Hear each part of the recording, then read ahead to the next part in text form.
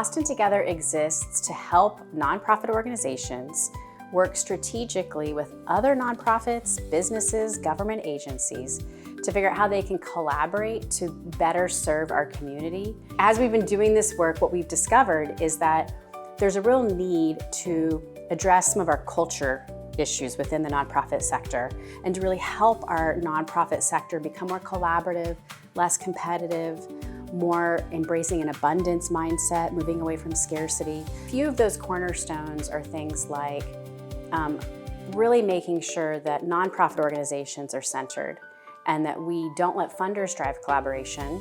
Funders can fund collaboration, but the organizations themselves really need to drive the collaboration because they're the folks that really understand what's happening on the ground.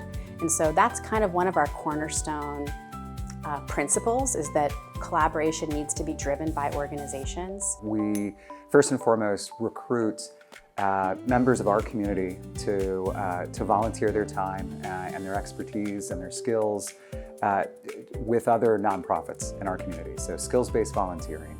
We take great strides to promote humility among our partners. Again, I would reference the years of experience and skills, the deep expertise that most of us have, but most of it is from the for-profit sector. And so right away, we need to equip our advisors, our partners, to be considerate of the different pressures and issues, factors that face leadership in the nonprofit sector that are different than leadership in the for-profit sector.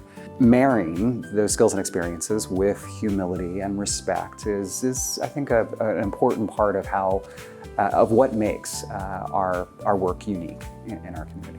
We serve more than 34,000 individuals in a year through access to food, health, workforce development, financial and rental assistance, and our education programs. You know, if you ever look at one of our email signatures, it says, people who love what they do. So we want to find individuals, staff members that have the same lived experiences as our families. So you see yourself in them and you show up for them the way you wish someone would show up for you. And I think that's probably one of the key pieces to why our staff has such buy-in and love for our community. We want everyone to recognize that the hard work is important, but also taking care of ourselves is important. Taking care of our mental health is also a key piece. Sometimes we get a flex mental health day to be able to just go back and reset, and we come back and continue the great work. But we've had staff members that have been with us for more than 15 years that really believe in this mission, and I truly believe it's because we do it with joy every single day.